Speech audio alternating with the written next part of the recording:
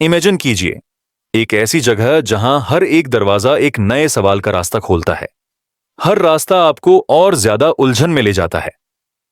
आपको लगता है कि आप सच समझने के करीब हैं, लेकिन जैसे ही आप सोचते हैं कि आपने राज जान लिया, वो सच एक नए राज में बदल जाता है। यही होता है जब हम पैराडॉक्स की दुनिया में कदम रखते हैं। एक ऐसी दुनिया जहां हर जवाब में एक नई पहेली छुपी होती है। पैराडॉक्स ऐसे सवाल होते हैं जो हमें कंफ्यूज करने के लिए नहीं, बल्कि सोचने के लिए मजबूर करते हैं। ये जो हमें दिखाते हैं कि हमारी समझ, हमारी लॉजिक और कभी-कभी हमारी अपनी सोच भी कहीं ना कहीं अधूरी या गलत हो सकती है। पैराडॉक्स एक तरह से रियलिटी के ग्लिच हैं, जहां सब कुछ परफेक्ट लगता है, लेकिन फिर भी सब कुछ बेमकसद नजर आता है। सोचिए, एक छोटे से गांव में एक बार्बर रहता है, जिसका काम है गांव के उन सब लोगों की दाढ़ी कटना जो अपने आप की दाढ़ी नहीं कटवाते। अब सवाल यह है कि क्या ये बार्बर अपनी खुद की दाढ़ी कटवाए या नहीं। अगर वो अपनी दाढ़ी कटवाता है तो वो उस कैटेगरी में आता ही नहीं जिसका काम दाढ़ी कटना है। और अगर वो अपनी दाढ़ी नहीं कटवाता तो फिर उसका काम खुद की दाढ़ी कटवाना हो जाता है। यही है फेमस बार्बर पैराडॉक्स, एक ऐसा सवाल जो लॉजिक को उलझन में डाल देता है। यह पैराडॉक्स हमें यह दिखाता है कि हमारी एवरीडे लॉजिक जब एक्सट्रीम हो जाती है तो वह अपनी ही कॉन्ट्राडिक्शन में फंस जाती है।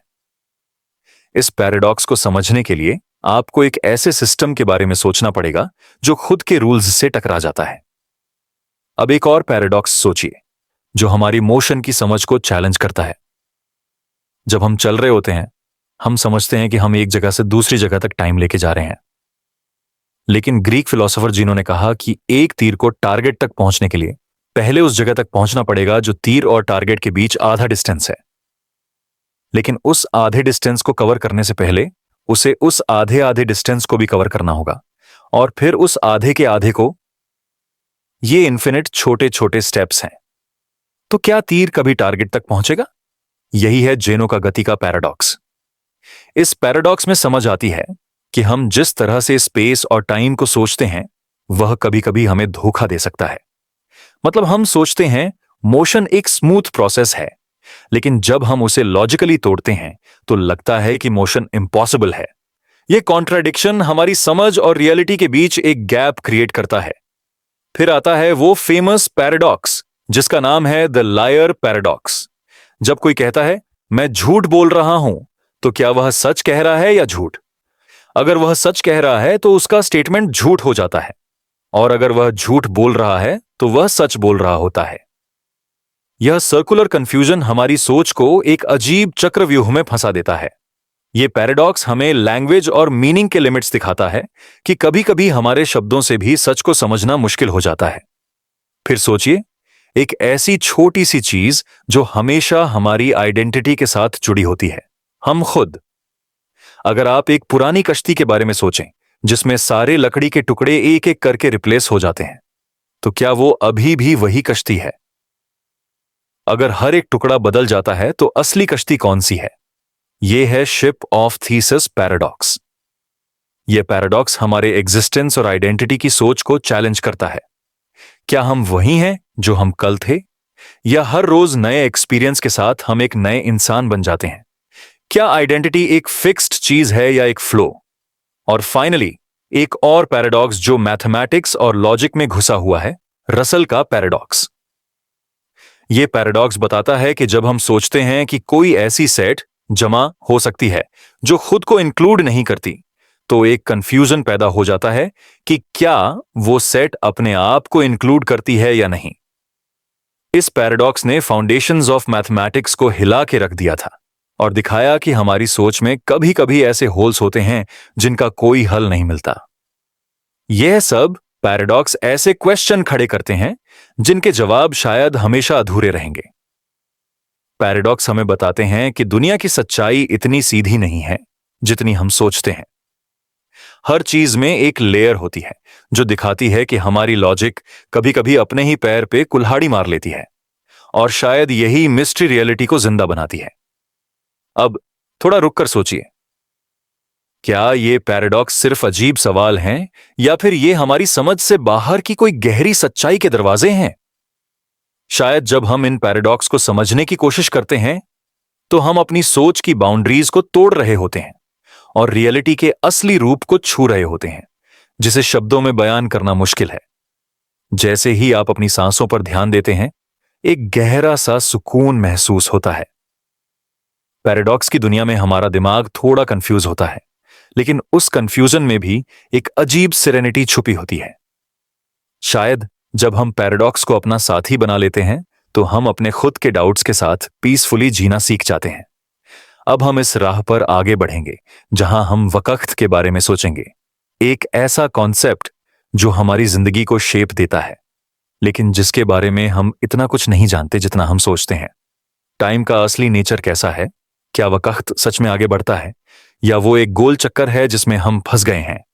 तो चलिए इस सफर को आगे बढ़ाते हैं वक्त के मजेदार पैराडॉक्सेस के साथ। सोचा है कभी वक्त क्या है? हम सब अपनी जिंदगी को एक टाइम लाइन पे चलने वाली कहानी समझते हैं, कल, आज और कल का कल। लेकिन क्या ये जो हम समझते हैं वो सच में एग्जिस्ट करता है या सिर्फ ये हमारे दिमाग का एक इल्यूजन है? आज हम इस अजीब और फैसिनेटिंग पैराडॉक्स को एक्सप्लोर करेंगे जो कहता है कि शायद वक्त वही चीज नहीं जो हम सोचते हैं। वक्त हमारे लिए एक फिक्स्ड रिवर की तरह है जो कभी रुकता नहीं, हमेशा आगे बढ़ता रहता है। बचपन से हमें सिखाया गया है कि वक्त एक ऐसी चीज है जो बीत चुका है, जो चल रहा है और जो आएगा। इसकी घड़ियां टिक टिक करती हैं, दिन बदलते हैं, रात आती है और हम अपनी जिंदगी में हर पल वक्त के हिसाब से चलने की कोशिश करते हैं। लेकिन फिजिक्स और फिलॉसफी की दुनिया में वक्त का कॉन्सेप्ट उतना सिंपल नहीं है। एल्बर्ट आइंस्टाइन ने अपनी थ्योरी ऑफ रिलेटिविटी में दिखाया कि वक्त एक यूनिवर्सल कांस्टेंट नहीं है। मतलब सबके लिए वक्त एक जैसा नहीं चलता। अगर आप स्पेस में एक रॉकेट में बैठे हैं जो लाइट के करीब स्पीड से ट्रैवल कर रहा है, तो आपका वक्त जमीन पर बैठे इंसान के मुकाबले अलग चलेगा। यह फिनोमिनन, जिसे हम टाइम डायलेशन कहते हैं, यह दिखाता है कि वक्त रिलेटिव है, न कि एब्सोल्यूट। सोचिए, अगर वक्त रिलेटिव है तो क्या इसका मतलब है कि हम जिस वक्त को अपनी जिंदगी में महसूस करते हैं वो सच में अलग अलग जगह अलग अलग तरह से बिहेव करता है? क्या वक्त हमारी सोच से अलग एक अलग रियलिटी में एग्जिस्ट करता है? और अगर ऐसा है तो क्या हमारा प्रेजेंट मोमेंट भी एक इल्यूजन है? फिलॉसफी में एक और इंटरेस्टिंग कॉन्सेप्ट है, द ब्लॉक यूनिवर्स थ्योरी। इस थ्योरी के मुताबिक पास्ट, प्रेजेंट और फ्यूचर सब एक साथ एग्जिस्ट करते हैं। मतलब जो हम प्रेजेंट समझते हैं वो बस एक पॉइंट है एक बहुत बड़े ब्लॉक में जिसमें पूरी टाइमलाइन एक साथ मौजूद है। जैसे एक किताब जिसमें आपने पिछले पेजेस भी लिखे हैं और आगे के पेजेस भी ऑलरेडी लिखे हुए हैं, बस आप उस किताब में अपनी जगह पर हैं और पढ़ रहे हैं। यह सोच थोड़ी अजीब लगती है क्योंकि हम अपनी जिंदगी को एक स्ट्रीम समझते हैं जिसमें हर पल नया पल आता है। लेकिन ब्लॉक यूनिवर्स के हिसाब से वक्त एक स्टैटिक चीज है।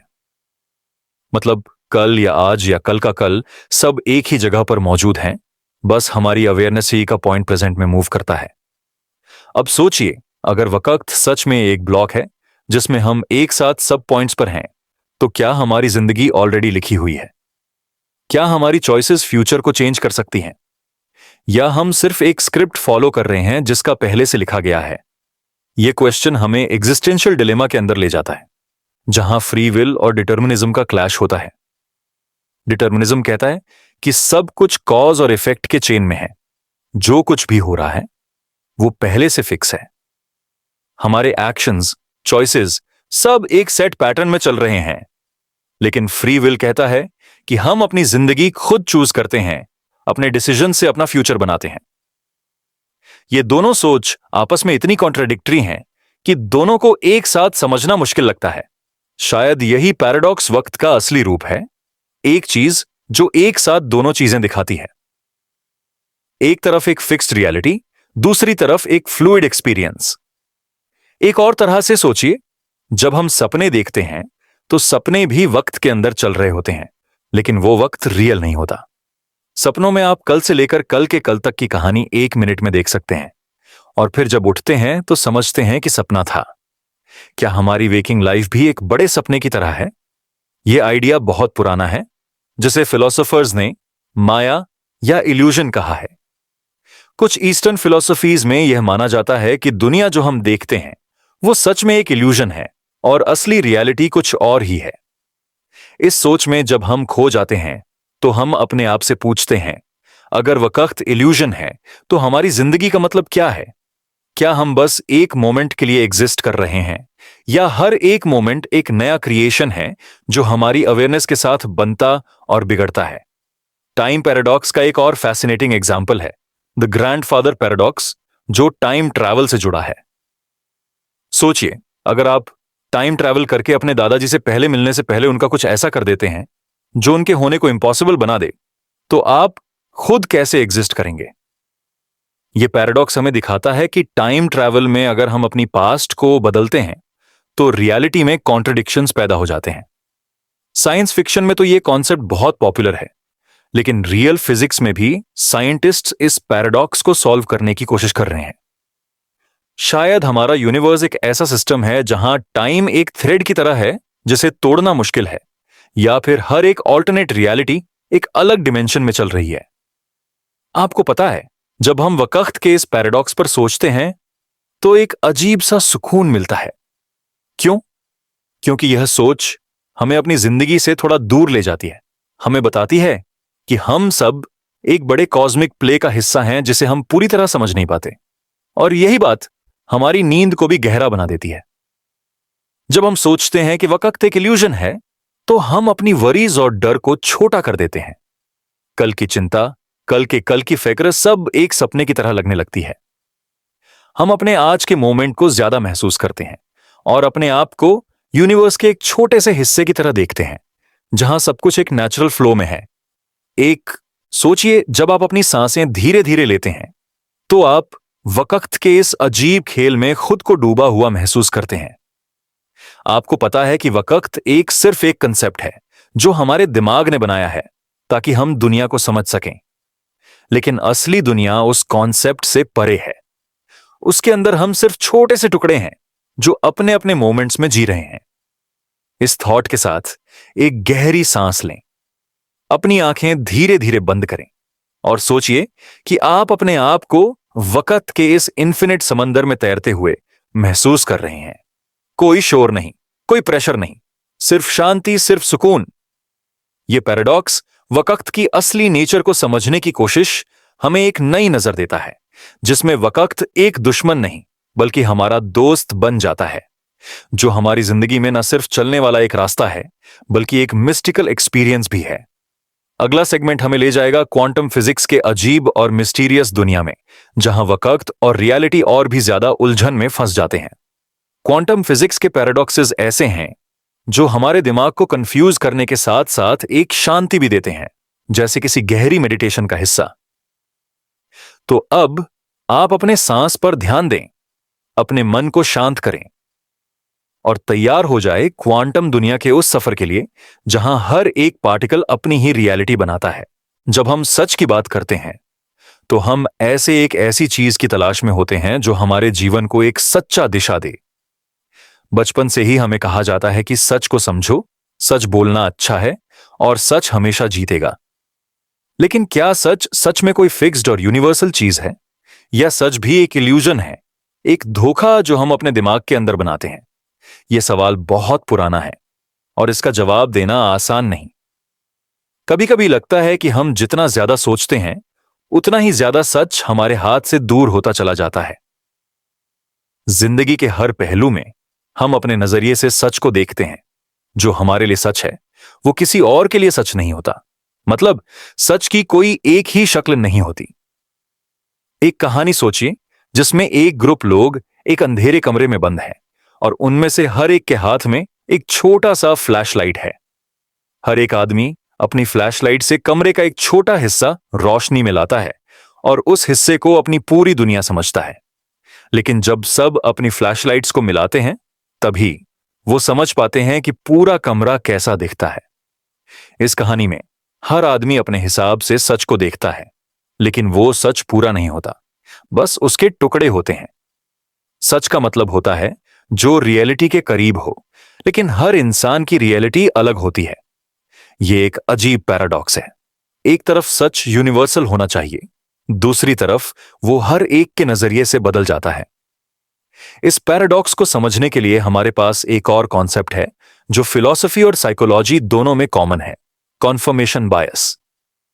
हम लोग अपने दिमाग को ऐसे प्रोग्राम करते हैं कि वो सिर्फ वही बातें या फैक्ट्स एक्सेप्ट करता है जो हमारे एग्जिस्टिंग बिलीफ्स को सपोर्ट करते हैं। मतलब, अगर हम किसी चीज को सच मान रहे हैं तो हम अपने आसपास की दुनिया से सिर्फ वही इंफॉर्मेशन लेते हैं जो उस सच को प्रूव करे, बाकी सब इग्नोर कर देते हैं। इस तरह हम अपने लिए एक इल्यूजन क्रिएट करते हैं, एक ऐसा सच जो हमारे लिए कंफर्टेबल होता है और जिसमें हमारी दुनिया स्टेबल लगती है। लेकिन यह सच असली नहीं होता, बस एक फिल्टर होता है जो हमने अपने दिमाग पे लगाया होता है। अब आप सोचिए, जब सच हमारे दिमाग की एक इल्यूजन है तो क्या हम कभी असली रियलिटी को देख पाते हैं, या हम हमेशा अपने इल्यूजन्स के पीछे भागते रहेंगे? यह सवाल हमें एग्जिस्टेंशियल कंफ्यूजन की तरफ ले जाता है, जहां हम अपनी जिंदगी के असली मतलब को खोजने लगते हैं। फिलॉसफी में एक और आइडिया है जो इस इल्यूजन को और गहरा करता है, रिलेटिविज्म। रिलेटिविज्म कहता है कि सच हर कल्चर, हर इंसान, हर सोसाइटी के हिसाब से अलग होता है। जो बात आज हमारे लिए सच है, जरूरी नहीं कि वह आज के बाद या किसी और जगह पर सच हो। इसका मतलब है कि सच को यूनिवर्सल रूल के रूप में नहीं देखा जा सकता, क्योंकि वो बदलता रहता है सिचुएशन के हिसाब से। हम सब अपनी अपनी जगह, अपनी अपनी सोच, अपने अपने तजुर्बे के हिसाब से सच को समझते हैं। शायद इसीलिए इतने सारे डिबेट्स, आर्ग्यूमेंट्स और कॉन्फ्लिक्ट्स दुनिया में होते हैं। हर कोई अपने सच पर इतना पक्का होता है कि दूसरे के सच को समझना मुश्किल हो जाता है। एक फेमस एग्जाम्पल है जिसे हम the blind man and the elephant के नाम से जानते हैं। इस कहानी में कुछ अंधे लोग एक हाथी को टच करते हैं और हर एक हाथी के अलग अलग हिस्से को महसूस करके अपना सच बनाता है। एक कहता है हाथी एक मोटी सी डाली है, दूसरा कहता है कि यह एक बड़ा सा सुराही जैसा है, तीसरा कहता है यह एक लंबी डोर है। सब अपने नजरिए से सच समझते हैं, लेकिन असल में सब एक ही चीज को अलग अलग तरह देख रहे हैं। इस कहानी का मतलब यह है कि हमारी परसेप्शन लिमिटेड है और हम सच को अपने परसेप्शन के हिसाब से ही समझते हैं। हमारा दिमाग अपनी लिमिट्स के अंदर ही सच को एनालाइज कर पाता है। जो हम नहीं देख सकते, समझ नहीं सकते, वो सच हमसे छुपा रहता है। अगर सच एक इल्यूजन है तो फिर हम अपनी जिंदगी में कैसे श्योर हो सकते हैं कि हम जो जी रहे हैं वो असली है? कभी कभी ऐसा भी लगता है कि हम एक बड़े सपने में हैं जिसमें हम खुद अपने कैरेक्टर्स हैं। जैसे सपनों में हम रियलिटी को समझने की कोशिश करते हैं, लेकिन सपने कभी भी पूरे तरह से सच नहीं होते, वैसे ही हमारी वेकिंग लाइफ भी एक बड़ा इल्यूजन हो सकती है। यह बात थोड़ी डराने वाली लग सकती है, लेकिन अगर हम इस सोच को शांति से समझें तो यह हमारे लिए एक नई आजादी भी ला सकती है। जब हम जानते हैं कि हर सच लिमिटेड है तो हम अपनी सोच में फ्लेक्सिबिलिटी लाते हैं। हम दूसरों के पर्सपेक्टिव्स को एक्सेप्ट करते हैं, बिना अपने आप को या अपने सच को एब्सोल्यूट समझे। इसी फ्लेक्सिबिलिटी में शायद असली सुकून छुपा है, एक सुकून जो हमें टेंशन से दूर ले जाता है, क्योंकि हम यह समझने लगते हैं कि हमारी जिंदगी एक बड़े कॉस्मिक पजल का छोटा टुकड़ा है, जिसमें हर टुकड़ा अपने जगह पर फिट होता है, चाहे वह टुकड़ा हमारी सोच के हिसाब से परफेक्ट हो या नहीं। इस इल्यूजन को समझने के बाद हम अपनी जिंदगी को एक नए नजरिए से देखते हैं। हम अपनी छोटी छोटी प्रॉब्लम्स को छोटा समझते हैं, क्योंकि हम जानते हैं कि सच बहुत बड़ा और कॉम्प्लेक्स है और हम उसके सिर्फ एक टुकड़े को ही समझ पाते हैं। और यह रियलाइजेशन हमें एक गहरी शांति देता है। जब हम अपनी सोच से थोड़ा दूर हो जाते हैं तो हम अपनी जिंदगी में जो भी चल रहा है उसे बिना किसी टेंशन के एक्सेप्ट करते हैं। यह एक्सेप्टेंस ही नींद के लिए परफेक्ट है, क्योंकि जब हम चीजों को एक्सेप्ट करते हैं तभी हम अपने मन को शांत कर पाते हैं। सोचिए, अब आप अपनी आंखों को धीरे धीरे बंद करें। आप अपने आसपास के साउंड्स को महसूस करें, अपनी सांसों को धीरे धीरे लें। हर सांस के साथ अपने मन से यह कहें कि जो भी हो रहा है वह ठीक है। अपने आप को उस इल्यूजन के आगे छोटा महसूस करें जो हम सच समझते हैं, क्योंकि जब सच इल्यूजन है तब असली शांति उस इल्यूजन के बाहर होती है। आप अपने मन को खुला छोड़ दें, बिना किसी जजमेंट के, बिना किसी टेंशन के। बस खुद को उस सुकून में डूबने दें जो सच के इल्यूजन से परे है। अगला सेगमेंट हमारी सोच को और गहराइयों में ले जाएगा, जहां हम कॉन्शियसनेस के पैराडॉक्स को एक्सप्लोर करेंगे। यह पैराडॉक्स दिखाता है कि कैसे हम अपने आप को समझने की कोशिश करते हैं, लेकिन हम खुद एक अजीब मिस्ट्री हैं जो सॉल्व नहीं होती। तब तक अपने आप को उस शांति में डूबने दें जो सच के इल्यूजन के बाद आती है। यह शांति आपकी नींद को गहरा करेगी और आपके दिमाग को एक नई क्लैरिटी देगी। रात के एक गहरे पहर में जब आप अपनी आंखों को बंद करते हैं और सब कुछ शांत हो जाता है, तो एक अजीब सी फीलिंग आपको छू कर निकल जाती है। आप खुद से एक सवाल पूछते हैं, मैं कौन हूं? यह सिर्फ एक फिलोसॉफिकल सवाल नहीं है, यह एक ऐसी आग है जो इंसान के अंदर कई सालों से जलती आ रही है। जब से हमने सोचना शुरू किया, तब से हमने खुद को समझने की कोशिश की, लेकिन जितना हम समझते हैं उतना ही ज्यादा कंफ्यूज हो जाते हैं। आप जब यह सुन रहे हैं तो सोचिए, कौन सुन रहा है? आपका कौन सा पार्ट इस आवाज को महसूस कर रहा है? क्या यह आपका दिमाग है या आपकी कॉन्शियसनेस? यहां से शुरू होता है कॉन्शियसनेस पैराडॉक्स। कॉन्शियसनेस मतलब चेतना, वो सेंस कि मैं जिंदा हूं, मैं महसूस करता हूं, मैं सोच सकता हूं। लेकिन आयरनी यह है कि हम सब अपने एग्जिस्टेंस के बारे में अवेयर तो हैं, लेकिन हमें यह पता ही नहीं कि यह अवेयरनेस आई कहां से। यह पैराडॉक्स एक मिरर की तरह है जिसमें हम खुद को देखने जाते हैं, लेकिन हर बार रिफ्लेक्शन थोड़ा सा धुंधला हो जाता है। सोचिए, आप सपना देख रहे हैं। उस सपने में भी आपको लगता है कि आप जिंदा हैं, आप भाग रहे हैं, बातें कर रहे हैं, फील कर रहे हैं। लेकिन जब आप उठ जाते हैं तो आपको पता चलता है कि वो सब सपना था। फिर ये रियल लाइफ जो अब चल रही है, क्या ये भी कोई और सपना तो नहीं? अगर सपने में हमें पता नहीं चलता था कि वो अनरियल है, तो कैसे मान लें कि ये दुनिया रियल है? यही पैराडॉक्स हमें कॉन्शियसनेस के अंदर ले जाता है। हम सब कुछ समझने की कोशिश करते हैं, space, time, black holes, AI, लेकिन जब बात आती है अपने दिमाग की फंक्शनिंग को समझने की, तो सब कुछ रुक जाता है। हम अपने दिमाग से ही दिमाग को समझने की कोशिश कर रहे हैं, जैसे कोई आंख खुद को देखने की कोशिश करे बिना आईने के। साइंटिस्ट्स और फिलोसोफर्स दोनों ही कॉन्शियसनेस को समझने में लगातार स्ट्रगल कर रहे हैं। कॉग्निटिव न्यूरोसाइंस कहते हैं कि यह ब्रेन के न्यूरॉन्स के कॉम्प्लेक्स पैटर्न्स का रिजल्ट है।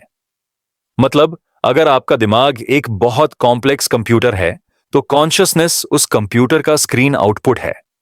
लेकिन प्रॉब्लम यह है, अगर सब कुछ न्यूरॉन्स है, तो वो फीलिंग जो आपको तब होती है जब आप किसी से प्यार करते हो या किसी की मौत पे रो देते हो, वो कहां से आई? इस प्रॉब्लम को हार्ड प्रॉब्लम ऑफ कॉन्शियसनेस कहते हैं, जिसे फिलोसोफर डेविड चाल्मर्स ने डिफाइन किया था। इजी प्रॉब्लम्स ये कहते हैं कि ब्रेन का कौन सा पार्ट लाइट डिटेक्ट करता है या कौन सा पार्ट पेन फील करता है। लेकिन हार्ड प्रॉब्लम पूछता है, ये फीलिंग्स क्यों होती हैं?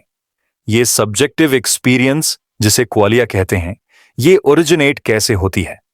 और जब हम ये नहीं समझ पाते, तो ये रियलाइजेशन हमें उस अनसेटलिंग टेरिटरी में ले जाता है जहां हम अपने अस्तित्व पर डाउट करने लगते हैं।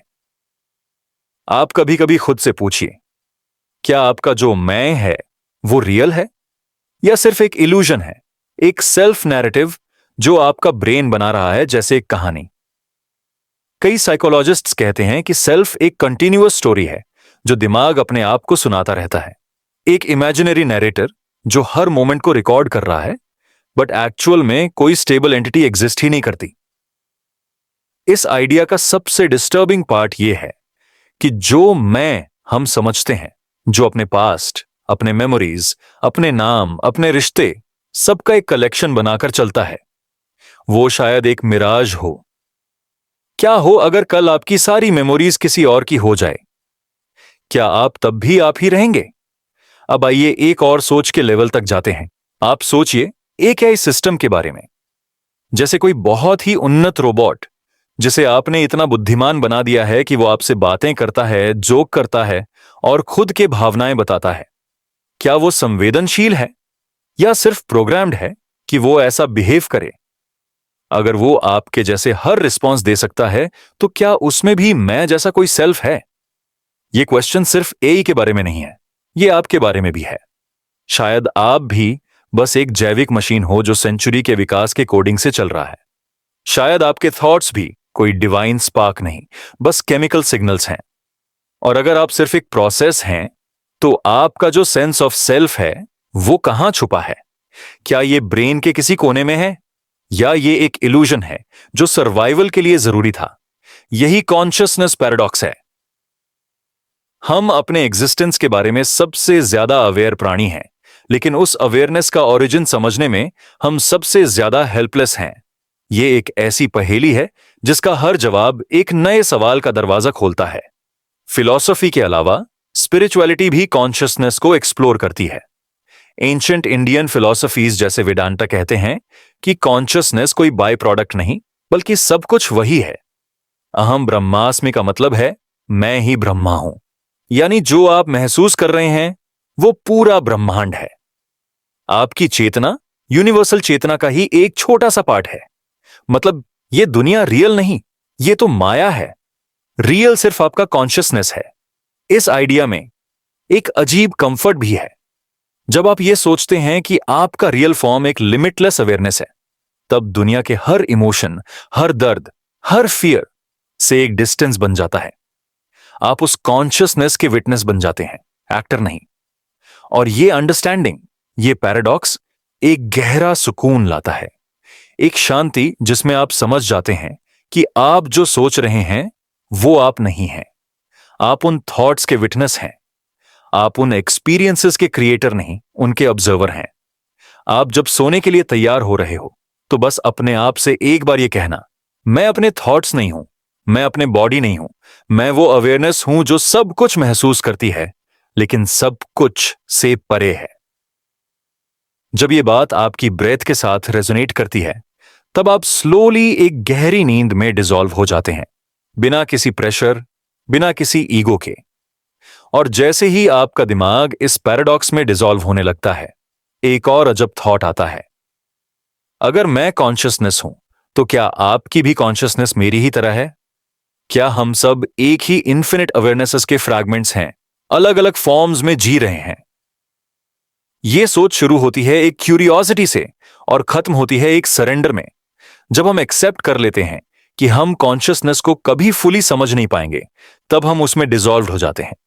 और इसी डिसॉल्व में मिलती है सबसे गहरी नींद। ऐसी नींद जिसमें आप और आपका मैं एक हो जाता है, जिसमें कोई क्वेश्चंस नहीं, कोई आंसर्स नहीं, सिर्फ एक अवेयरनेस, एक प्रेजेंस, एक शांति। अगले सेगमेंट में हम एक्सप्लोर करेंगे एक और paradox, the time loop illusion. क्या वक्त सच में लीनियर है, या हम एक अनंत लूप में फंस चुके हैं? लेकिन अभी के लिए बस अपनी आंखों को धीरे से बंद करिए, अपनी सांसों को महसूस करिए, और अपने आप से बस इतना कहना, मैं हूं, बस हूं। सोचिए, एक शाम का वक्त है। आप एक खिड़की के पास बैठे हैं। दूर आसमान में सूरज धीरे धीरे डूब रहा है। आपके हाथ में एक कप है, चाय थोड़ी ठंडी हो गई है। आप अपने दिमाग में कुछ यादें सोच रहे हैं, कल की बात या कुछ साल पहले की। और फिर एक अजीब थॉट दिमाग में आता है, क्या यह सब सच में गुजरा हुआ है? क्या वक्त वैसे ही चलता है जैसे हम सोचते हैं, पास्ट से फ्यूचर तक एक सीधी लाइन में? यहां से शुरू होता है टाइम लूप इल्यूजन। हम सबको लगता है कि वक्त एक एरो की तरह होता है, जो सिर्फ एक डायरेक्शन में चलता है। कल स्कूल था, आज काम है, कल छुट्टी।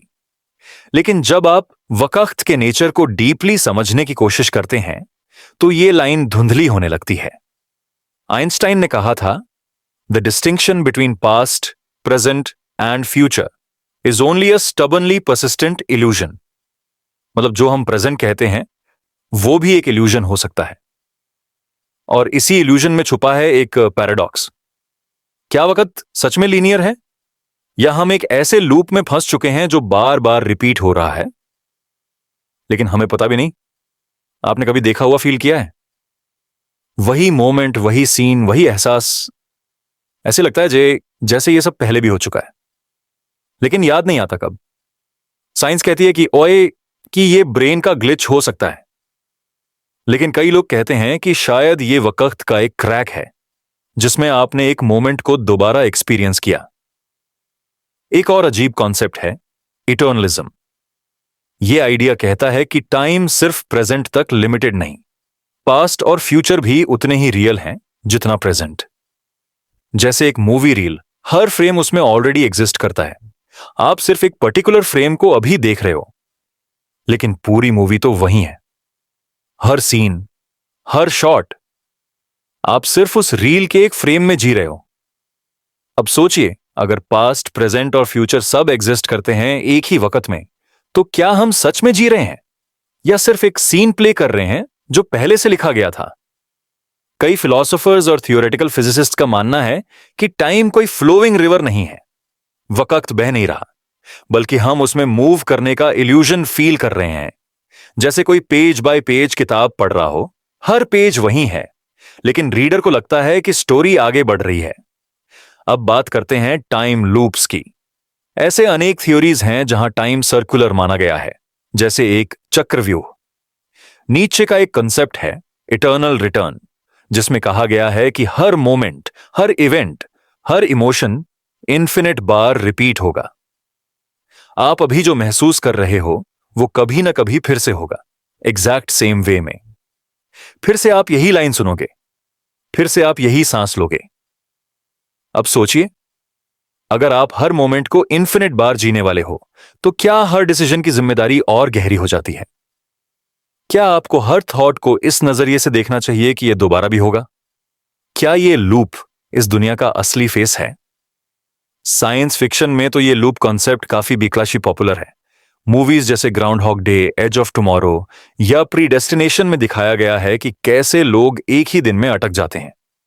लेकिन अगर यह सिर्फ फिक्शन नहीं हो, अगर आप भी एक लूप में हो, लेकिन लूप इतना बड़ा है, इतना वास्ट है कि आपको उसकी बाउंड्रीज का पता ही नहीं चलता। और अगर आप लूप में हो, तो क्या आप उस लूप से निकल सकते हो? यह सवाल आपके कॉन्शियस माइंड को हिलाकर रख देता है। हम टाइम को समझने की कोशिश करते हैं सेकंड्स, मिनट्स, आवर्स में, लेकिन शायद टाइम किसी और ही फॉर्म में एग्जिस्ट करता है, जहां कोई डायरेक्शन नहीं, सिर्फ प्रेजेंस है। बुद्धिस्ट और हिंदू फिलॉसफीज कहती हैं कि टाइम सर्कुलर है। लाइफ, डेथ, रीबर्थ एक चक्र है जिसमें आत्मा घूमती रहती है जब तक मोक्ष न मिले। यह भी एक टाइम लूप का आइडिया है, बस साइंटिफिक नहीं, स्पिरिचुअल लेवल पर। क्वांटम मैकेनिक्स में भी वक्त का कॉन्सेप्ट डिस्टर्ब हो जाता है। पार्टिकल्स एक ही वक्त में मल्टीपल जगह हो सकते हैं। और अगर क्वांटम लेवल पर टाइम डिटर्मिनिस्टिक नहीं, तो मैक्रो लेवल पर कैसे होगा? सोचिए, क्या हो अगर आप फ्यूचर को इन्फ्लुएंस कर रहे हो? नहीं, बल्कि फ्यूचर आपको इन्फ्लुएंस कर रहा हो। मतलब जो डिसीजंस आप ले रहे हो वो आपके पास्ट का रिजल्ट नहीं, फ्यूचर का कॉज हो। यह बैकवर्ड कॉजेशन थ्योरी टाइम को उल्टा पढ़ने के लिए मजबूर करती है। और इस पैराडॉक्स में सबसे अनसेटलिंग थॉट यह है, क्या आप अभी जो फील कर रहे हैं वो ऑलरेडी लिखा जा चुका है? सोचिए, एक चेस बोर्ड है, सारे मूव्स फिक्स्ड हैं, लेकिन हर बार जब आप खेलते हो आपको लगता है कि आप नए डिसीजंस ले रहे हो। लेकिन क्या हो अगर कोई आपके पीछे से सब कुछ ऑलरेडी प्लान कर रहा है? आप अगर अपनी लाइफ को एक लूप मान लो, तो क्या डेथ भी एक एंड है या एक नए लूप का स्टार्ट? जब हम वक्त के साथ ऐसे खेलेंगे, तब हम समझ पाएंगे कि रियल फ्रीडम क्या होती है। शायद रियल फ्रीडम ये नहीं कि आप क्या चूज करते हो, बल्कि यह समझना कि हर चॉइस का एक इन्फिनिट इंपैक्ट है, हर एक लूप में। और यह रियलाइजेशन कि वक्त कोई सीधी लाइन नहीं, बल्कि एक सर्कल है, हमें एक अजीब सी शांति देता है। क्यों? क्योंकि अगर सब कुछ लूप में है, तो कोई भी छोटी बात इतनी बड़ी नहीं, कोई भी रिग्रेट परमानेंट नहीं, कोई भी दर्द फॉरएवर नहीं। तो अब जब आप अपनी आंखों को धीरे से बंद करते हो, तो सोचिए, क्या यह मोमेंट पहले भी आया था? क्या आपने ये आवाज पहले भी सुनी है? क्या आप अभी इस सेम जगह पे बार बार आ चुके हो? और अगर हां, तो अब की बार इस मोमेंट को जैसे महसूस हो रहा है, उस महसूस करने की गहराई में डूब जाइए। क्योंकि जब वक्त सर्कुलर हो, तो हर मोमेंट एक इटर्निटी बन जाता है और हर ब्रेथ एक टाइमलेस ट्रूथ। अगला सेगमेंट ले जाएगा हमें एक और पैराडॉक्स में, द ऑब्जर्वर इफेक्ट। क्या सिर्फ आपका देखना किसी रियलिटी को बदल देता है? या सच कहूं, क्या देखने से ही रियलिटी बनती है? लेकिन अभी इस लूप को महसूस करिए। शायद आप यहीं थे, शायद आप फिर यहीं आएंगे। जरा आंखें बंद करके सोचिए, एक समुंदर है, लहरों की हल्की सी आवाज है। आप एक अकेली चट्टान पर बैठे हो, दूर हॉराइजन तक कुछ भी नहीं, सिर्फ आसमान और पानी का एक नरम गहरा जोड़। आप देख रहे हो, बस देख रहे हो। अब मान लीजिए आप जहां बैठे हो वहां कुछ भी ना हो, सिर्फ शून्य। लेकिन जैसे ही आप उस शून्य को ऑब्जर्व करते हो, वहां कुछ बन जाता है। कोई आकार, कोई पार्टिकल, कोई मूवमेंट। आपका देखना ही उस जगह में कुछ ला देता है। यही है ऑब्जर्वर इफेक्ट, क्वांटम फिजिक्स का एक ऐसा राज जो सिर्फ साइंस नहीं बल्कि हमारे होने, हमारे देखने और हमारे जीने के तरीके को हिला देता है। क्वांटम मैकेनिक्स में एक सिंपल सा एक्सपेरिमेंट है, डबल स्लिट एक्सपेरिमेंट। यह एक्सपेरिमेंट सिंपल लगता है, लेकिन इसने रियलिटी के फैब्रिक को कंफ्यूज कर दिया। जब लाइट या इलेक्ट्रॉन जैसे पार्टिकल्स को एक स्क्रीन के थ्रू भेजा जाता है जिसमें दो छोटी सी स्लिट्स होती हैं, तो एक पैटर्न बनता है। जब कोई नहीं देख रहा होता तो वह पैटर्न इंटरफेरेंस दिखाता है, जैसे वेव्स एक दूसरे को काट रही हों। लेकिन जैसे ही कोई ऑब्जर्वर या मेजरमेंट डिवाइस उन पार्टिकल्स को ऑब्जर्व करता है, पैटर्न चेंज हो जाता है। इंटरफेरेंस पैटर्न गायब हो जाता है।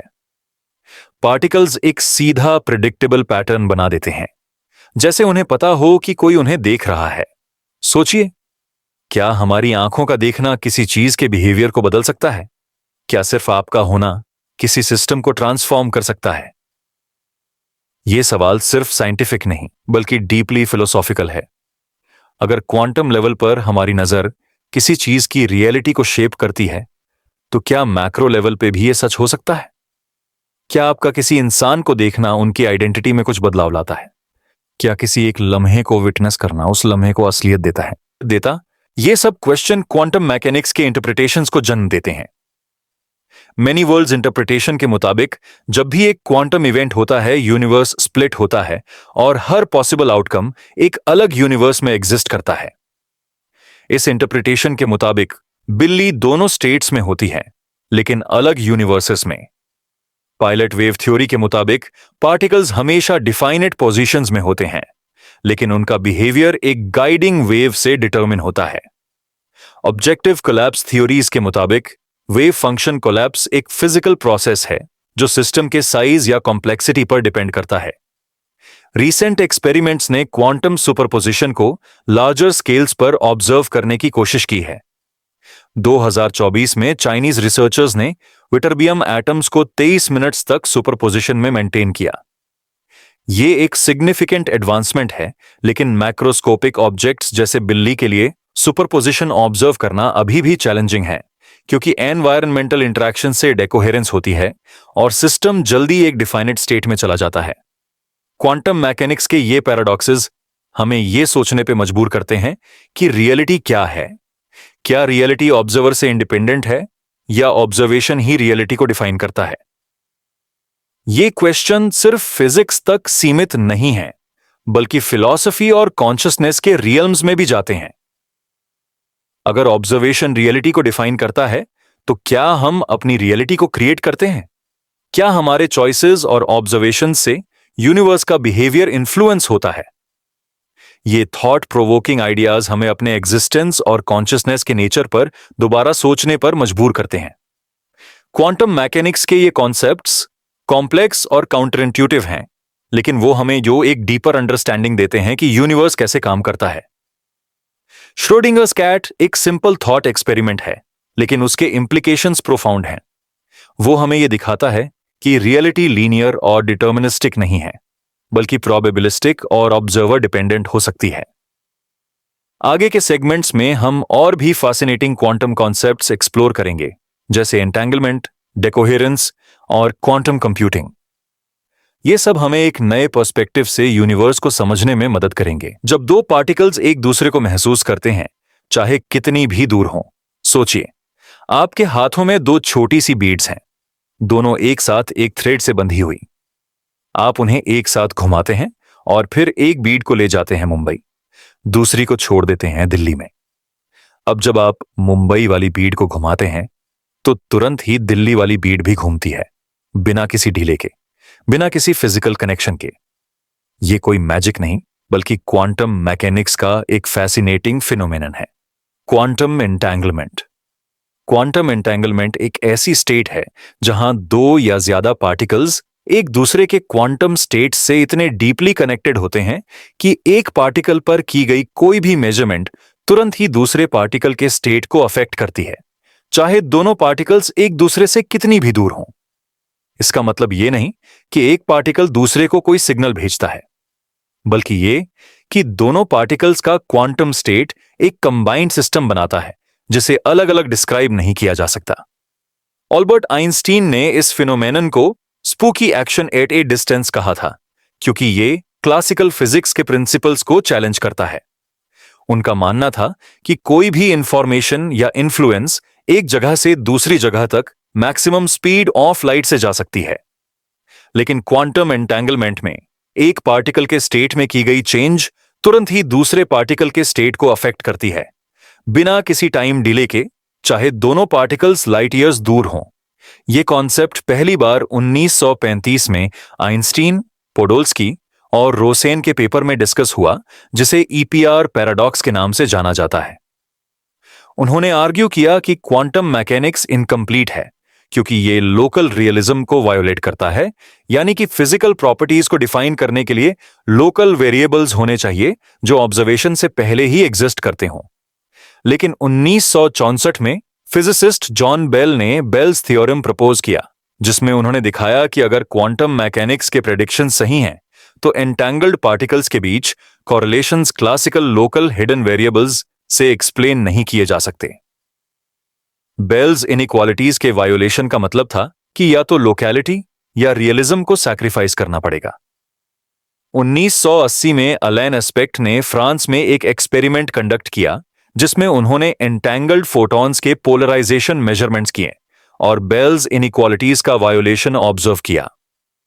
इस एक्सपेरिमेंट ने क्वांटम एंटैंगलमेंट के एग्जिस्टेंस को एक्सपेरिमेंटली कंफर्म किया और क्लासिकल फिजिक्स की लिमिटेशंस को हाईलाइट किया। आज के समय में क्वांटम एंटैंगलमेंट सिर्फ एक थ्योरेटिकल कॉन्सेप्ट नहीं रहा, बल्कि प्रैक्टिकल एप्लीकेशंस में भी इसका यूज हो रहा है। क्वांटम क्रिप्टोग्राफी में एंटैंगल्ड पार्टिकल्स का यूज सिक्योर कम्युनिकेशन के लिए किया जा रहा है। क्वांटम की डिस्ट्रीब्यूशन QKD में अगर कोई ईव्सड्रॉपर कम्युनिकेशन को इंटरसेप्ट करने की कोशिश करता है तो एंटैंगल्ड स्टेट डिस्टर्ब हो जाती है, जिससे ईव्सड्रॉपिंग डिटेक्ट किया जा सकता है। क्वांटम टेलीपोर्टेशन भी एक ऐसा प्रोसेस है जिसमें एक पार्टिकल का क्वांटम स्टेट एक एंटैंगल्ड पेयर के थ्रू दूसरे पार्टिकल में ट्रांसफर किया जा सकता है, बिना एक्चुअल पार्टिकल को फिजिकली ट्रांसफर किए। यह कॉन्सेप्ट साइंस फिक्शन जैसा लगता है, लेकिन एक्सपेरिमेंट्स में इसका डेमोन्स्ट्रेशन हो चुका है। क्वांटम एंटैंगलमेंट का यूज क्वांटम कंप्यूटिंग में भी हो रहा है। क्वांटम कंप्यूटर्स क्यूबिट्स का यूज करते हैं जो एंटैंगल्ड स्टेट्स में हो सकते हैं, जिससे पैरेलल कंप्यूटेशन पॉसिबल होता है। यह क्लासिकल कंप्यूटर्स के कंपैरिजन में एक्सपोनेंशियली फास्टर कंप्यूटेशन एनेबल करता है। क्वांटम एंटैंगलमेंट के एक्सपेरिमेंट्स में साइंटिस्ट्स ने photons, electrons, even small diamonds तक को एंटैंगल किया है। 2015 में डेल्फ्ट यूनिवर्सिटी के रिसर्चर्स ने इलेक्ट्रॉन्स को 1.3 किलोमीटर दूर तक एंटैंगल किया और बेल्स असमानताओं का वायोलेशन ऑब्जर्व किया। यह एक्सपेरिमेंट लूपहोल फ्री था, जिसमें डिटेक्शन और लोकलिटी लूपहोल्स क्लोज किए गए थे, जिससे रिजल्ट्स और भी रोबस्ट बने। क्वांटम एंटैंगलमेंट का एक और फैसिनेटिंग एस्पेक्ट है कि यह कम्युनिकेशन के लिए यूज नहीं किया जा सकता। चाहे एंटैंगल्ड पार्टिकल्स के बीच कॉरिलेशंस इंस्टेंटेनियस हों, लेकिन यह faster than light communication enable नहीं करते, क्योंकि मेजरमेंट आउटकम्स रैंडम होते हैं। इसलिए एंटैंगलमेंट का यूज इंफॉर्मेशन ट्रांसफर के लिए नहीं किया जा सकता। क्वांटम एंटैंगलमेंट के इंप्लीकेशंस सिर्फ फिजिक्स तक सीमित नहीं है, बल्कि फिलॉसफी और मेटाफिजिक्स तक भी जाते हैं। यह क्वेश्चंस रेज करता है कि रियलिटी क्या है? क्या हमारी ऑब्जर्वेशंस रियलिटी को डिफाइन करती हैं? क्या हमारा कॉन्शियसनेस क्वांटम सिस्टम्स को अफेक्ट करता है? कुछ इंटरप्रिटेशंस, जैसे मेनी वर्ल्ड्स इंटरप्रिटेशन, कहते हैं कि हर क्वांटम मेजरमेंट के साथ यूनिवर्स स्प्लिट होता है और हर पॉसिबल आउटकम एक अलग यूनिवर्स में एग्जिस्ट करता है। इस इंटरप्रिटेशन के मुताबिक एंटेंगल्ड पार्टिकल्स के डिफरेंट आउटकम्स अलग अलग यूनिवर्सेस में रियलाइज होते हैं। क्वांटम एंटेंगलमेंट का कॉन्सेप्ट इतना प्रोफाउंड है कि इसने नोबेल प्राइज भी जीता है। 2022 में अलैन एस्पेक्ट, जॉन क्लॉजर और एंटोन ज़ाइलिंगर को क्वांटम एंटेंगलमेंट के एक्सपेरिमेंट्स के लिए नोबेल प्राइज इन फिजिक्स दिया गया। उनके काम ने क्वांटम मैकेनिक्स के फाउंडेशंस को स्ट्रेंथन किया और फ्यूचर टेक्नोलॉजीज के लिए पाथ पेव किया। इंडिया में भी क्वांटम एंटेंगलमेंट के रिसर्च में काफी प्रोग्रेस हो रही है। आईएसआरओ ने 2021 में क्वांटम कम्युनिकेशन टेक्नोलॉजी डेमोन्स्ट्रेट की, जिसमें 300 मीटर तक एंटेंगल्ड फोटॉन्स का यूज करके सिक्योर कम्युनिकेशन किया गया। यह डेमोन्स्ट्रेशन इंडिया के क्वांटम टेक्नोलॉजी के फील्ड में एक सिग्निफिकेंट माइलस्टोन था। जब देखना ही किसी चीज को रोक देता है, सोचिए आप एक ग्लास में पानी भर रहे हैं और उसमें एक मछली है। अगर आप उस मछली को कंटिन्यूअसली देखते रहेंगे तो क्या मछली कभी ग्लास के बाहर जा पाएगी? क्वांटम फिजिक्स के मुताबिक हां, कुछ ऐसा ही होता है एक क्वांटम सिस्टम के साथ, जिसे हम क्वांटम जीनो इफेक्ट कहते हैं।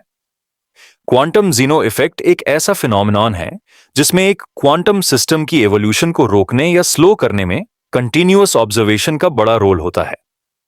यानी जब आप किसी क्वांटम सिस्टम की एवोल्यूशन को रोकने या स्लो करने में कंटिन्यूअस ऑब्जर्वेशन का बड़ा रोल होता है, पार्टिकल को बार बार मेजर करते हैं तो वो अपनी स्टेट को चेंज करने में फेल हो जाता है या फिर उसका एवोल्यूशन रुक जाता है। इस कॉन्सेप्ट का नाम Greek philosopher Gino of Elia के पैराडॉक्स से इंस्पायर्ड है, जिसमें जीनो ने कहा था कि अगर हम किसी चीज को बार बार ऑब्जर्व करते रहें तो वो कभी मूव नहीं कर पाएगी। क्वांटम जीनो इफेक्ट इसी आइडिया को क्वांटम लेवल पे लेकर आता है। अब सोचिए एक क्वांटम पार्टिकल जो अपनी एक पर्टिकुलर एनर्जी स्टेट में है। नॉर्मली क्वांटम सिस्टम्स इवॉल्व करते हैं, मतलब वो अपनी स्टेट को टाइम के साथ बदलते हैं। लेकिन अगर हम इस पार्टिकल को बार बार ऑब्जर्व करते हैं तो मेजरमेंट की वजह से उसका वेव फंक्शन कोलैप्स होता है और वो अपनी पुरानी स्टेट में ही अटका रह जाता है। इस तरह मेजरमेंट सिस्टम की नेचुरल एवोल्यूशन को रोक सकता है। यह काफी माइंड बेंडिंग आइडिया है, क्योंकि क्लासिकल फिजिक्स में ऑब्जर्वेशन का कोई ऐसा इफेक्ट नहीं होता। आप चाहे कितनी भी बार किसी क्लासिकल ऑब्जेक्ट को देखें, वो अपनी प्रॉपर्टीज बदलता रहेगा और ऑब्जर्वेशन उसके मोशन को अफेक्ट नहीं करेगा। लेकिन क्वांटम दुनिया में ऑब्जर्वेशन ही सिस्टम की स्टेट को डिसाइड करता है। क्वांटम जेनो इफेक्ट पे सबसे पहला एक्सपेरिमेंटल एविडेंस 1787 में मिला, जब वैज्ञानिक इटानो, हाइंजेन, बोलिंजर और वाइनलैंड ने ट्रैप्ड बेरिलियम आयॉन्स पर एक्सपेरिमेंट्स किए। उन्होंने दिखाया कि फ्रीक्वेंट मेजरमेंट से क्वांटम स्टेट का ट्रांजिशन काफी स्लो हो जाता है। इस एक्सपेरिमेंट ने क्वांटम थ्योरी के एक अनोखे पहलू को प्रैक्टिकल प्रूफ दिया। आज के टाइम में क्वांटम जीनो इफेक्ट का यूज क्वांटम कंप्यूटिंग और क्वांटम कंट्रोल में हो रहा है। क्वांटम सिस्टम्स को डीकोहेरेंस से बचाने के लिए कंटिन्यूअस मेजरमेंट टेक्निक्स यूज की जाती है, जिससे क्वांटम इंफॉर्मेशन को ज्यादा समय तक प्रिजर्व किया जा सके। क्वांटम जेनो इफेक्ट से जुड़ा एक और कॉन्सेप्ट है एंटी जेनो इफेक्ट, जिसमें frequent measurement actually quantum state के ट्रांजिशन को तेज कर देता है। ये दोनों इफेक्ट्स एक डेलिकेट बैलेंस दिखाते हैं, जो मेजरमेंट की फ्रीक्वेंसी और सिस्टम की डायनामिक्स पर डिपेंड करता है। फिलोसॉफिकली, क्वांटम जीनो इफेक्ट हमारे ऑब्जर्वेशन और रियलिटी के बीच के रिलेशनशिप को डीपली क्वेश्चन करता है। अगर ऑब्जर्वेशन ही किसी चीज को रोक सकता है, तो क्या इसका मतलब है कि रियलिटी ऑब्जर्वर के बिना एग्जिस्ट नहीं करती? या फिर ऑब्जर्वेशन रियलिटी को कंटिन्यूअसली रिक्रिएट करता है? ये आइडियाज क्वांटम मैकेनिक्स के इंटरप्रिटेशंस में बहुत डिबेटेड हैं। कुछ इंटरप्रिटेशंस, जैसे कोपेनहेगन इंटरप्रिटेशन, कहती हैं कि क्वांटम स्टेट्स तब तक इंडेफिनिट रहते हैं जब तक मेजरमेंट नहीं होता।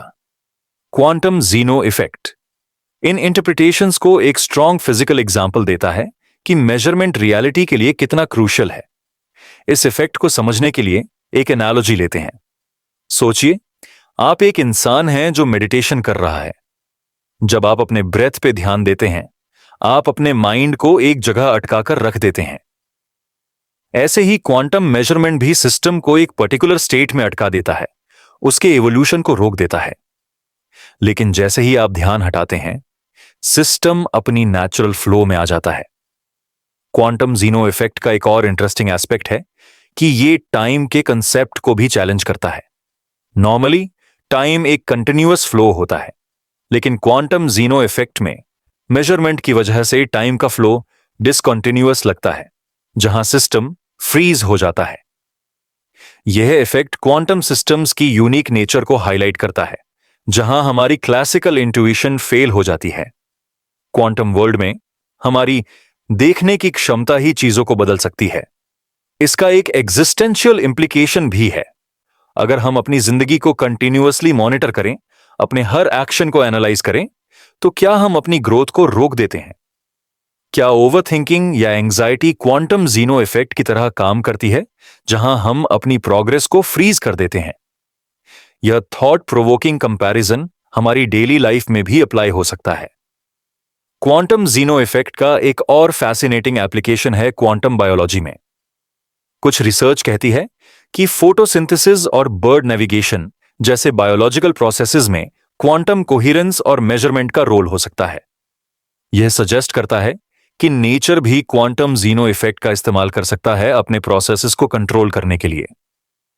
इस सेगमेंट को यहां खत्म करने से पहले थोड़ा सोचिए, क्या रियलिटी हमारे ऑब्जर्वेशन के बिना भी अस्तित्व में है, या फिर हमारी नजर ही उस रियलिटी को डिफाइन करती है? क्वांटम जीनो इफेक्ट एक ऐसा ग्लिम्स देता है जहां ऑब्जर्वेशंस और एग्जिस्टेंस का रिश्ता एकदम गहरा और कॉम्प्लिकेटेड हो जाता है। अब जब हमने क्वांटम जीनो इफेक्ट को समझ लिया, अगला सेगमेंट हमें ले जाएगा एक और ऐसे कॉन्सेप्ट की तरफ जो रियलिटी के अंदर छुपे मल्टी डिमेंशनल सीक्रेट्स को एक्सप्लोर करता है। यह है मेनी वर्ल्ड्स इंटरप्रिटेशन का फैसिनेटिंग आइडिया, जहां हर क्वांटम डिसीजन से नए यूनिवर्सेस बनते हैं। क्या आपको यह कॉन्सेप्ट इंटरेस्टिंग लगा? आपके दिमाग में क्या क्वेश्चंस उठ रहे हैं क्वांटम जीनो इफेक्ट के बारे में? अगर हां, तो नेक्स्ट सेगमेंट में हम उन सब को और गहराई से समझेंगे, एक ऐसे पर्सपेक्टिव के साथ जो आपके सोचने का तरीका बदल देगा। तब तक के लिए थोड़ा रिलैक्स कीजिए, गहरी सांस लीजिए और अपने दिमाग को इस नए थॉट एक्सपेरिमेंट के साथ स्लोली अनवाइंड करने दीजिए। जब हर फैसला बनाता है नई दुनिया, सोचिए एक पल के लिए कि आप एक सिंपल डिसीजन लेने जा रहे हैं, जैसे कि चाय पीनी है या कॉफी। हम सबके दिमाग में यह होता है कि हम एक ही रियलिटी में हैं, जहां हमने एक चॉइस की और उसके हिसाब से हमारी जिंदगी आगे बढ़ती है। लेकिन क्वांटम फिजिक्स की दुनिया में एक अजीब और माइंड बेंडिंग आइडिया है, जिसे मेनी वर्ल्ड्स इंटरप्रिटेशन MWI की कहते हैं, जो कहता है कि हर एक पॉसिबल चॉइस या क्वांटम इवेंट के लिए यूनिवर्स अलग अलग वर्जन में स्प्लिट हो जाता है। मतलब, जब आप चाय या कॉफी चूज करते हैं, दोनों चॉइसेस को फॉलो करते हुए अलग अलग पैरेलल यूनिवर्स बन जाते हैं। एक में आप चाय पी रहे हैं तो दूसरे में कॉफी। यह कॉन्सेप्ट पहली बार ह्यू एवरेट ने 1957 में प्रपोज किया था। उसने क्वांटम मैकेनिक्स के एक fundamental problem, wave function collapse, को एक्सप्लेन करने के लिए यह थ्योरी दी। कन्वेंशनल क्वांटम मैकेनिक्स में जब हम किसी पार्टिकल को ऑब्जर्व करते हैं, उसका वेव फंक्शन कोलैप्स हो जाता है और पार्टिकल एक डेफिनेट स्टेट में आ जाता है। लेकिन मेनी वर्ल्ड्स इंटरप्रिटेशन कहता है कि वेव फंक्शन कभी कोलैप्स नहीं होता, बल्कि वो पूरी तरह से इवॉल्व करता रहता है, जिसमें हर पॉसिबल आउटकम एक नए यूनिवर्स में एग्जिस्ट करता है। अब सोचिए, ये आइडिया कितना अनसेटलिंग भी है और साथ ही सोचने पे मजबूर करने वाला भी। मतलब, हर बार आप कोई डिसीजन लेते हैं, चाहे वो छोटी हो या बड़ी, एक नई दुनिया का जन्म होता है। एक आप जहां आपने नौकरी छोड़ दी है और दूसरा जहां आप उसी नौकरी में बने रहते हैं।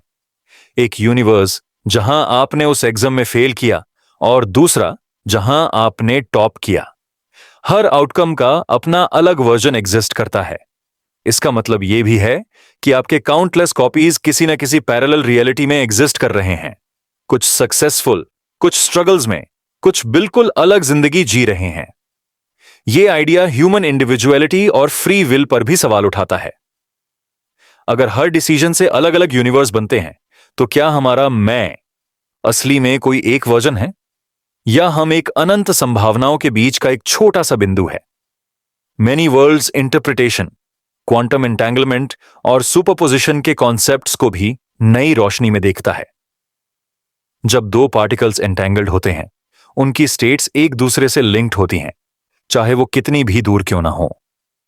MWI के हिसाब से ये एंटेंगलमेंट अलग अलग वर्ल्ड्स के बीच का कनेक्शन हो सकता है, जहां पार्टिकल्स के डिफरेंट स्टेट्स अलग यूनिवर्सेस में साइमultaneously एग्जिस्ट करते हैं।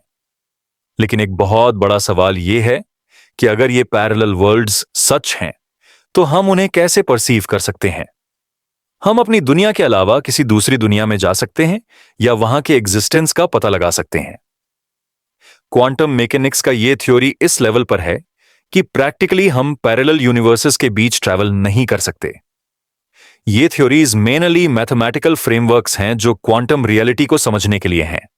फिलोसॉफिकली मेनी वर्ल्ड्स इंटरप्रिटेशन एक एग्जिस्टेंशियल चैलेंज है।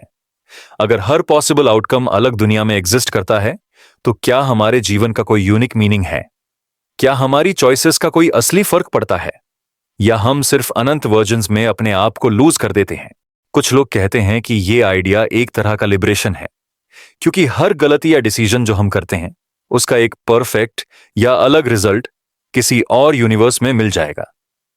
मतलब आपके दिमाग का वो भारी स्ट्रेस जो आप गलतियों से फील करते हैं, हो सकता है कि किसी पैरेलल यूनिवर्स में नहीं हो रहा हो। लेकिन दूसरी तरफ ये कॉन्सेप्ट हमारे लिए अपनी जिंदगी की अकाउंटेबिलिटी और सिग्निफिकेंस को भी चैलेंज करता है। इस इंटरप्रिटेशन का एक और इंटरेस्टिंग इंप्लीकेशन टाइम के नेचर को लेकर है। अगर पैरेलल यूनिवर्सेस हर मोमेंट बन रहे हैं, तो टाइम लीनियर नहीं बल्कि एक बहुत कॉम्प्लेक्स मल्टी डायमेंशनल स्ट्रक्चर है। यह आइडिया हमारे समझ के बाहर एक रियलिटी के दरवाजे खोलता है, जिसमें हमारी जिंदगी एक बहुत बड़ी कॉस्मिक स्टोरी का सिर्फ एक छोटा सा हिस्सा है।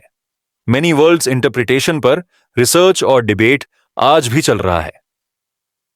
क्वांटम कंप्यूटिंग और क्वांटम इंफॉर्मेशन थ्योरी के नए डेवलपमेंट्स ने इस इंटरप्रिटेशन को और भी पॉपुलर बना दिया है। कुछ साइंटिस्ट्स मानते हैं कि MWI क्वांटम ग्रेविटी और कॉस्मिक इन्फ्लेशन थ्योरीज के साथ मिलकर हमारे यूनिवर्स के ओरिजिन और नेचर को समझने में मदद कर सकता है। इस सेगमेंट में यह समझना जरूरी है कि मेनी वर्ल्ड्स इंटरप्रिटेशन सिर्फ एक थ्योरी नहीं, बल्कि एक फिलोसॉफिकल और मेटाफिजिकल सोच भी है, जो हमारे यूनिवर्स और एग्जिस्टेंस के बारे में हमारे परसेप्शंस को हिला देती है। यह हमारे perception of reality, time, free will और आइडेंटिटी को एक नए पर्सपेक्टिव से देखती है। थोड़ी देर के लिए सोचिए, आप जिस रूम में अब बैठकर यह सुन रहे हैं, उसके बाहर अनेकों और वर्ल्ड्स हैं, जहां आप अलग अलग वर्जन्स में जिंदा हैं। कुछ खुश, कुछ उदास, कुछ एडवेंचरस और कुछ बिल्कुल अलग एक्सपीरियंसेस के साथ। हर यूनिवर्स का अपना एक अलग ट्रुथ है और हर सच की अपनी एक कहानी। आपके दिमाग को अब थोड़ा वक्त दीजिए इस थॉट एक्सपेरिमेंट को प्रोसेस करने के लिए। इमेजिन कीजिए कि आप एक ऐसे ट्रैवलर हैं जो एक मल्टी डायमेंशनल रियलिटी के रास्ते पे चल रहा है, जहां हर मोड़ पर नई पॉसिबिलिटीज आपका इंतजार कर रही हैं। अब जब हमने मेनी वर्ल्ड्स इंटरप्रिटेशन की कॉम्प्लेक्सिटी को समझ लिया, अगला और आखिरी सेगमेंट हमें ले जाएगा कॉन्शियसनेस के एक ऐसे मिस्ट्री तक जो क्वांटम फिजिक्स और न्यूरोसाइंस के बीच की बाउंड्री को तोड़ता है।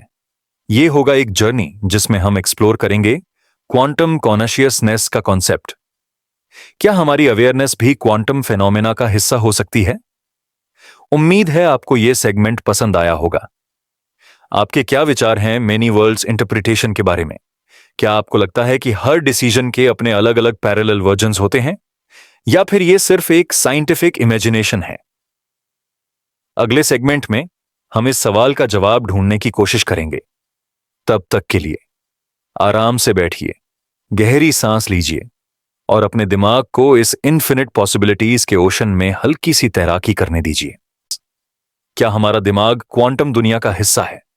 जब हम क्वांटम दुनिया के सबसे कॉम्प्लेक्स और अजीब आइडियाज को समझने लगते हैं, तो एक ऐसा सवाल अपने आप सामने आता है जो हमेशा से फिलोसोफर्स, साइंटिस्ट्स और थिंकर्स को परेशान करता आया है। कॉन्शियसनेस क्या है और क्या यह क्वांटम फिजिक्स से कैसे जुड़ी हो सकती है? इस सेगमेंट में हम इसी रहस्यमय सवाल को एक्सप्लोर करेंगे। Quantum consciousness. सबसे पहले थोड़ा सोचिए कि हमारा दिमाग क्या है। यह एक बायोलॉजिकल ऑर्गन है, न्यूरॉन्स एंड केमिकल रिएक्शंस का जंगल, जहां थॉट्स, इमोशंस और एक्सपीरियंसेस बनते हैं। पर फिर भी हमारी अवेयरनेस, वो जज्बात, सोचने की क्षमता, अपने अस्तित्व का एहसास कैसे बनता है? क्या ये सिर्फ न्यूरॉन्स के इलेक्ट्रिकल सिग्नल्स की वजह से है या कुछ और गहरा और मिस्टीरियस है? क्वांटम कंफ्यूजन थ्योरी कहती है कि हमारी अवेयरनेस, हमारा सेल्फ शायद क्वांटम फेनोमेना से जुड़ा हुआ है। मतलब शायद हमारा दिमाग सिर्फ केमिकल और इलेक्ट्रिकल रिएक्शन से नहीं चल रहा, बल्कि क्वांटम लेवल पर भी कुछ चल रहा है। ये आइडिया ट्रेडिशनल न्यूरोसाइंस और फिजिक्स के बीच एक पुल बनाने की कोशिश है। ये कॉन्सेप्ट सबसे ज्यादा पॉपुलर हुआ है रॉजर पेनरोज और स्टुअर्ट हैमरॉफ के काम के थ्रू। उन्होंने एक थ्योरी प्रपोज की जिसे ऑर्केस्ट्रेटेड ऑब्जेक्टिव रिडक्शन या ONRCHOR कहते हैं। यह कहता है कि हमारे ब्रेन के माइक्रोट्यूब्यूल्स, छोटे माइक्रोस्कोपिक स्ट्रक्चर्स, न्यूरॉन्स के अंदर क्वांटम कंप्यूटिंग जैसा काम करते हैं। ये माइक्रोट्यूब्यूल्स क्वांटम सुपरपोजिशन और एंटेंगलमेंट का इस्तेमाल करते हैं, जिससे कॉन्शियस एक्सपीरियंस का जेनेसिस होता है। सोचिए, हमारे दिमाग के अंदर क्वांटम लेवल पर होने वाली ये एक्टिविटीज ही हमारी सोच, फीलिंग और सब्जेक्टिव एक्सपीरियंस को शेप करती है। अगर ये सच है तो कॉन्शियसनेस सिर्फ एक मैकेनिकल प्रोसेस नहीं, बल्कि एक क्वांटम इवेंट है जो पूरे यूनिवर्स के साथ इंटरकनेक्टेड है। इस आइडिया के साथ एक बहुत ही अजीब और सोचने वाला पैराडॉक्स जुड़ा हुआ है। क्वांटम फिजिक्स के हिसाब से ऑब्जर्वेशन काफी मायने रखता है। जब हम किसी क्वांटम इवेंट को ऑब्जर्व करते हैं, तभी वो स्टेट डिसाइड होती है। तो क्या हमारी कॉन्शियसनेस ही वो ऑब्जर्वर है जो रियलिटी को डिफाइन करती है? मतलब अगर हम सोच रहे हैं, ऑब्जर्व कर रहे हैं, तभी दुनिया अपने डिफाइंड फॉर्म में एग्जिस्ट करती है। ये थॉट एक तरह से ऑब्जर्वर इफेक्ट और पार्टिसिपेटरी यूनिवर्स का पार्ट है, जिसे जॉन आर्चिबाल्ड व्हीलर ने प्रपोज किया था कि यूनिवर्स अपने ऑब्जर्वेशन के बिना कंप्लीट नहीं होता। हमारी अवेयरनेस, हमारी ऑब्जर्वेशन क्वांटम रियलिटी को बनाती है। मतलब हम सिर्फ ऑब्जर्वर नहीं, बल्कि क्रिएटर भी हैं अपनी रियलिटी के। इस थॉट को समझना पहले थोड़ा डिफिकल्ट लगता है, क्योंकि हमने हमेशा सोचा कि यूनिवर्स इंडिपेंडेंट है अपने रूल्स के साथ। लेकिन क्वांटम कॉन्शियसनेस थ्योरी कहती है कि हम और यूनिवर्स दोनों एक इंटरकनेक्टेड डांस कर रहे हैं, जहां ही हमारी अवेयरनेस रियलिटी को शेप करती है और रियलिटी हमारी अवेयरनेस। एक और फैसिनेटिंग चीज है कि क्वांटम कॉन्शियसनेस थ्योरी कई स्पिरिचुअल और मिस्टिकल ट्रेडिशंस के आइडियाज से भी रेजोनेट करती है। भारत के वेदांता, बुद्धिज्म और सूफिज्म जैसी फिलॉसफीज में कॉन्शियसनेस को अल्टीमेट रियलिटी माना गया है, जो फिजिकल बॉडी से अलग और सुपीरियर है। क्वांटम कॉन्शियसनेस की साइंस भी यही सजेस्ट करती है कि कॉन्शियसनेस किसी एक फिजिकल चीज से ज्यादा है। यह पूरे कॉस्मोस का एक फंडामेंटल हिस्सा है। लेकिन इस थ्योरी के क्रिटिक्स भी हैं। बहुत से न्यूरोसाइंटिस्ट्स और फिजिसिस्ट्स मानते हैं कि क्वांटम इफेक्ट्स ब्रेन में ऑपरेट करना मुश्किल है, क्योंकि ब्रेन का टेम्परेचर और एनवायरनमेंट क्वांटम कोहेरेंस को सपोर्ट नहीं करता। मतलब ब्रेन में क्वांटम स्टेट्स तुरंत कोलैप्स हो जाते हैं। इसीलिए क्वांटम मैकेनिक्स का दिमाग के फंक्शन में रोल बहुत लिमिटेड है। फिर भी आज भी इस फील्ड में काफी रिसर्च की मौज चल रही है। क्वांटम बायोलॉजी, क्वांटम न्यूरोसाइंस जैसे नए एरियाज डेवलप हो रहे हैं जो एक्सप्लोर करते हैं कि क्वांटम फिनोमेना लिविंग सिस्टम्स में कैसे हो सकते हैं। अगर फ्यूचर में प्रूफ मिलता है कि क्वांटम प्रोसेसेस कॉन्शियसनेस का बेस है, तो यह साइंस और फिलॉसफी दोनों के लिए एक रेवोल्यूशन होगा। थोड़ी देर के लिए अपनी आंखें बंद कीजिए और इमेजिन कीजिए कि आप अपने दिमाग के अंदर क्वांटम दुनिया के छोटे छोटे पार्टिकल्स को घूमते हुए देख रहे हैं। हर एक पार्टिकल सुपरपोजिशन में चाक खींच मल्टीपल स्टेट्स में एक साथ एग्जिस्ट कर रहा है, और आपकी अवेयरनेस, आपकी सोच इन क्वांटम स्टेट्स के साथ इंटरैक्ट कर रही है। क्या यह सोचकर आपको थोड़ा अजीब सा सुकून मिल रहा है, जैसे आप यूनिवर्स के सबसे गहरे राज का एक छोटा हिस्सा हैं? अब जब हमने क्वांटम कॉन्शियसनेस की कॉम्प्लेक्सिटी और उसके दरवाजे थोड़ा खोल दिए हैं, तो एक बात साफ है, हमारी रियलिटी, हमारा एग्जिस्टेंस सिर्फ फिजिकल नहीं, बल्कि मेटाफिजिकल भी है। हमारा दिमाग एक क्वांटम मशीन से ज्यादा है। ये एक ऐसा इंटरफेस है जहां फिजिक्स, अवेयरनेस और यूनिवर्सल मिस्ट्री मिलते हैं। यह आइडिया हमारे लिए एक शांतिपूर्ण और गहरा सेंस ला सकता है, क्योंकि इसका मतलब यह है कि हमारी जिंदगी सिर्फ एक फिजिकल एक्सीडेंट नहीं, बल्कि पूरे कॉस्मोस से जुड़ी हुई एक ऐसी कहानी है जो क्वांटम लेवल पर चल रही है। हर सोच, हर फीलिंग, हर सपना एक क्वांटम इवेंट है जो पूरे यूनिवर्स को इफेक्ट करता है। सोचने की बात यह है कि जब आप सो रहे हैं तब भी आपका दिमाग क्वांटम लेवल पर एक्टिव रहता है। आपके सपने, आपके सबकॉन्शियस थॉट्स शायद क्वांटम कॉन्शियसनेस का एक मैनिफेस्टेशन है, एक ऐसे रेल्म का जहां क्लासिकल फिजिक्स का कोई रूल नहीं, सिर्फ क्वांटम पॉसिबिलिटीज की बात होती है। इस सेगमेंट को एंड करने से पहले एक बार फिर अपने आप को रिलैक्स करने दीजिए। गहरी सांस लीजिए और सोचिए कि आप एक ऐसे यूनिवर्सल नेटवर्क का हिस्सा हैं जहां आपकी कॉन्शियसनेस हर क्वांटम इवेंट के साथ जुड़ती है। हर पल आप एक कॉस्मिक डांस में पार्टिसिपेट कर रहे हैं, जिसमें हर पार्टिकल, हर वेव और हर थॉट अपनी जगह ले रहा है। यह क्वांटम कॉन्शियसनेस का सफर सिर्फ साइंस नहीं, एक स्पिरिचुअल एक्सपीरियंस भी है जो हमारे अस्तित्व को एक नया मतलब देता है। जब हम अपने आप को सिर्फ एक इंसान नहीं, बल्कि यूनिवर्स के एक क्वांटम थ्रेड के रूप में समझने लगते हैं, तो हमारी जिंदगी के हर पहलू में एक अजीब शांति और गहराई आ जाती है। अब आप धीरे धीरे अपने आप को उस गहरी नींद के लिए तैयार कीजिए, जिसमें ये क्वांटम आइडियाज आपके सपनों में नई रोशनी बनकर चमकेंगे। इस कॉस्मिक मिस्ट्री को अपने अंदर महसूस कीजिए और सोचिए कि आपका दिमाग एक इन्फिनिट क्वांटम ओशन में तैर रहा है, बहुत ही शांत, बहुत ही सुकून भरा।